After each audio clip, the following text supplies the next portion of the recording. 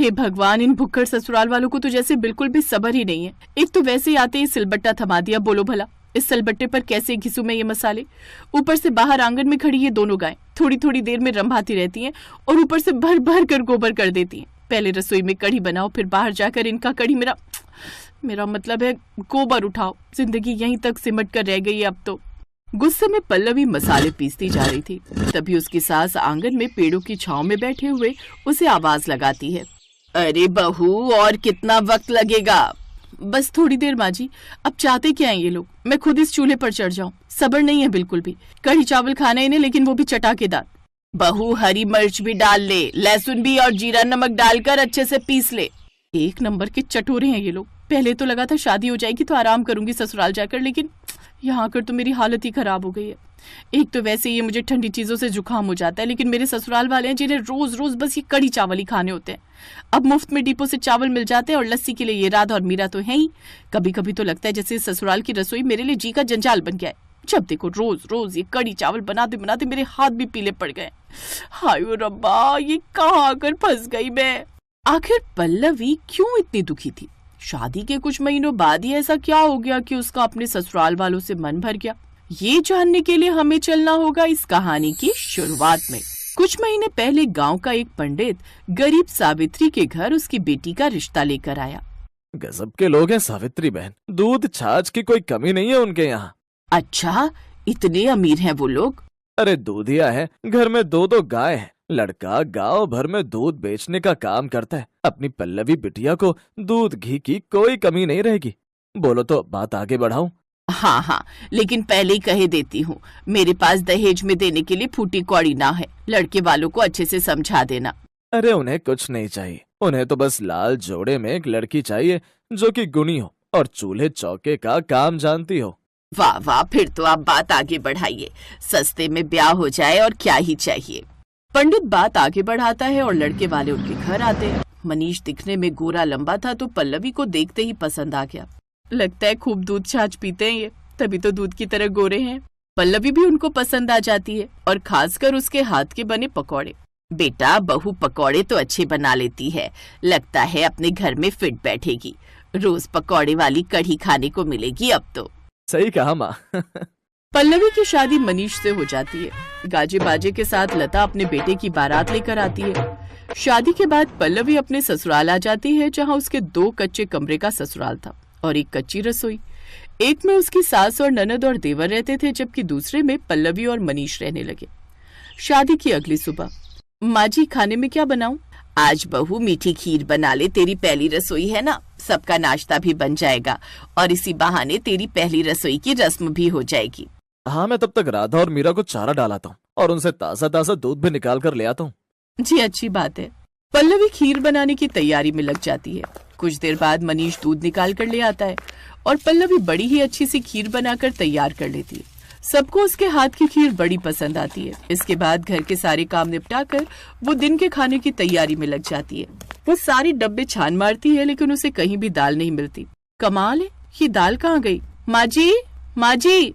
आंगन में बैठी सास अपनी बेटी काजल को अंदर भेजती है। क्या हुआ भाभी, क्यों चिल्ला रही हो? ननद जी देखिए ना, घर में दाल ही नहीं है, अब दिन के खाने में क्या बनाऊं? तभी सास भी आ जाती है। ज्यादा मत सोच बहू, हमारे यहाँ दाल नहीं बनती, हमारे यहाँ तो कढ़ी चावल बनते हैं। जब घर में मुफ्त की लस्सी पड़ी है तो क्यों दाल पर पैसे खर्च करने। चल अब जल्दी से कढ़ी चावल बना ले, लेकिन सुन, कढ़ी पकौड़े वाली ही बनाना और सारे मसाले सिलबट्टे पर पीस लियो और लस्सी को उस बिलोनी में बना लियो। जी ठीक है माँ जी। पल्लवी खाना बनाने लग गई। उसने पहले लस्सी को बिलोना में बनाया, फिर सिलबट्टे पर मसाले बनाने लगी, जिसके बाद उसने बेसन के पकौड़े बनाए और फिर कढ़ी बनाकर तैयार कर ली, जिसके बाद उसने लहसुन और सरसों के दाने का छौंक लगाया। कुछ देर बाद चावल बनाकर सबको परोस दिया। वाह बहू, तेरे हाथों में माँ अन्नपूर्णा का वास है, इतनी अच्छी कढ़ी तो हमने आज तक नहीं खाई। सच में भाभी कमाल की बनी है। अपनी तारीफ सुनकर पल्लवी बड़ी ही खुश थी। अगले दिन फिर से सास ने उसको कढ़ी चावल बनाने को कहा। बहू, आज भी कल की तरह बढ़िया से कढ़ी चावल बना दे। लगता है इनको कुछ ज्यादा ही पसंद आए मेरे हाथ के कढ़ी चावल। पल्लवी खुशी खुशी कढ़ी चावल बनाने चली जाती है, लेकिन वो ये नहीं जानती थी कि ये तो अब रोज का होने वाला है, क्योंकि उसके ससुराल में रोज रोज कढ़ी चावल जो बनते थे जिससे कुछ ही दिनों में वो खुद ही वो कढ़ी चावल खा खा कर पक गई। माँ जी क्या है ये सब, रोज रोज ये कढ़ी चावल खा खा कर ना मैं बोर हो गई हूँ। यहाँ उसके अलावा कुछ और बनता ही नहीं। मुझसे नहीं खाए जाते रोज रोज ये कढ़ी चावल। घर में ना तो कोई हरी सब्जी और ना ही कोई दाल, और दूध का पनीर आप बनाने नहीं देते कि दूध खत्म हो जाएगा। ओए महारानी, तू कोई राजाओं के खानदान से नहीं आई जो तुझे तरह तरह के पकवान खाने हैं। जानती भी है कितनी महंगी सब्जियां और दालें आती हैं, और जब घर में ही सब है तो क्यों पैसे बहाने बेकार में। जानती है ना तेरा पति सारा दिन साइकिल पर घूम घूम कर दूध बेचता है, तब जाकर इस घर का गुजारा चल पाता है। और भाभी इस कढ़ी चावल में बुराई ही क्या है? मुफ्त के राशन के चावल मिल जाते हैं और घर की छाछ हो जाती है, पेट ही तो भरना होता है। सच कहा, हमें तो आदत है इसकी, धीरे धीरे तुम्हें भी हो ही जाएगी। हे भगवान, मेरा बस चले ना तो पकौड़ों के साथ साथ इन सबको भी कढ़ाई में तल दो। जिंदगी हराम कर रखी है इन लोगों ने। इतने कढ़ी चावल तो भंडार में नहीं बनते होंगे जितने इन कमबख्तों ने मुझसे बनवा डाले। गुस्से में वो फिर से कढ़ी चावल बनाने लगी। कई बार तो पल्लवी की सास लता अपनी आस पड़ोस की सहेलियों को भी बुला लेती। तुम दोनों मेरे घर खाने पर आना, देखना मेरी बहू कितने अच्छे कढ़ी चावल बना लेती है। क्या सच में लता बहन? फिर तो हम जरूर आएंगे। घर आकर ये बात सास अपनी बहू को बताती है।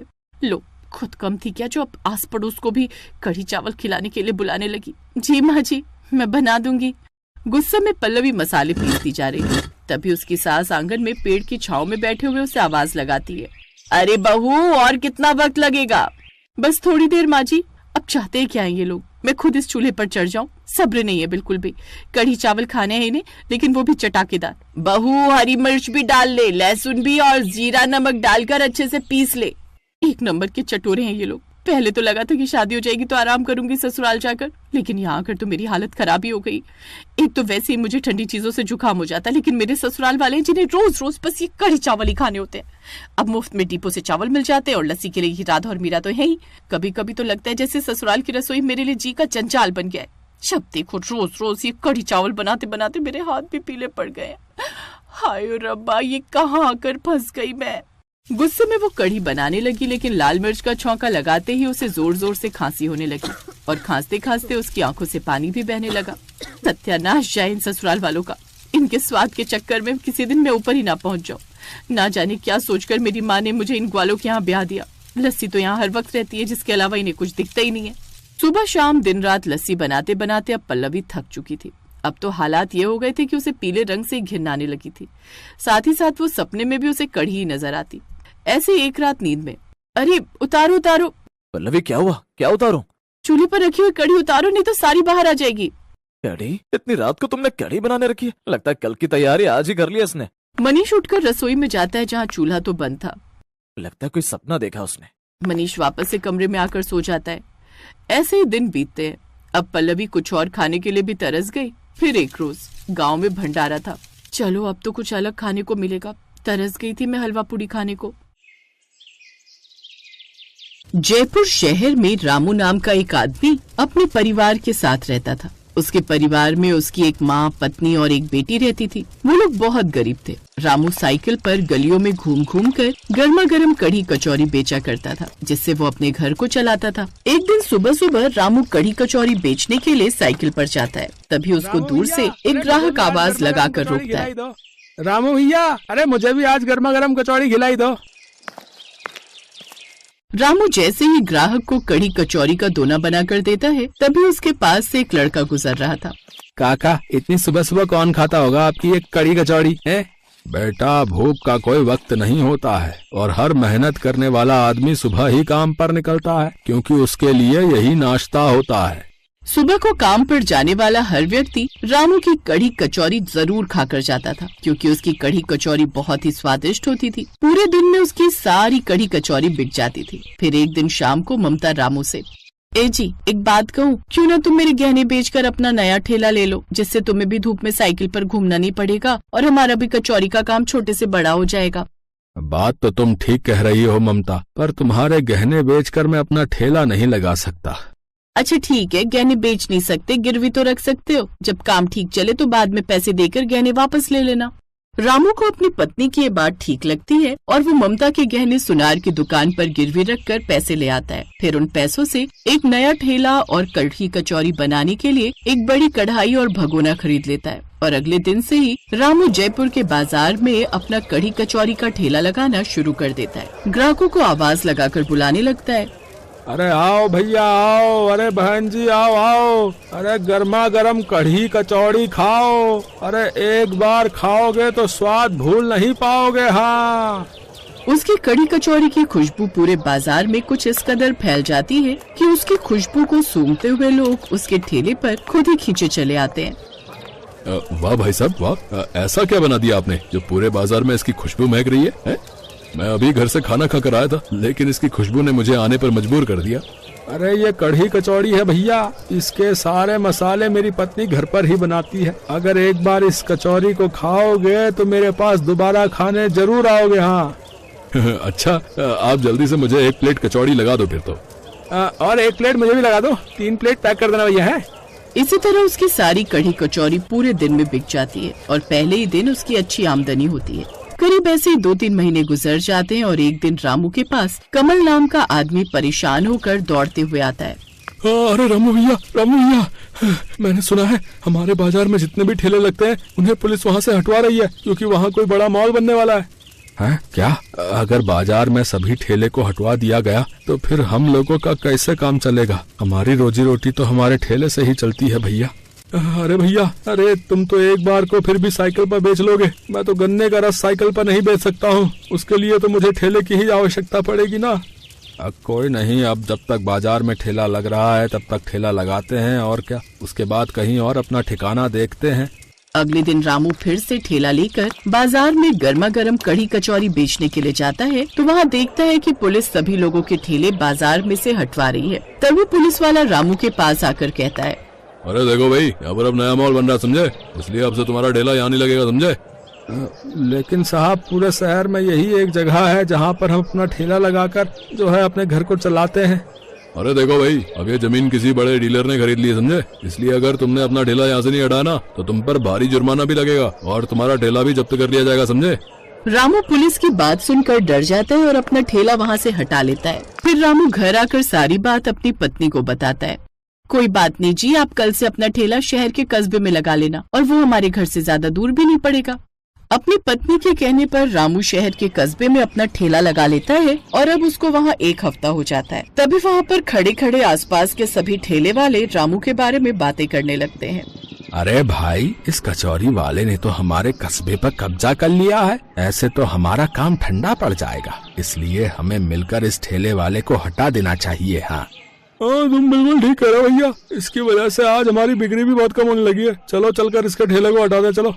वो दोनों रामू के पास जाते हैं और उससे कहते हैं, अरे भैया हम पर भी कुछ रहम करो, वहाँ पर पुलिस ठेला नहीं लगाने देती और यहाँ पर आप लोग मना कर रहे हो, तो बताइए हम गरीब कहाँ जाएं भैया।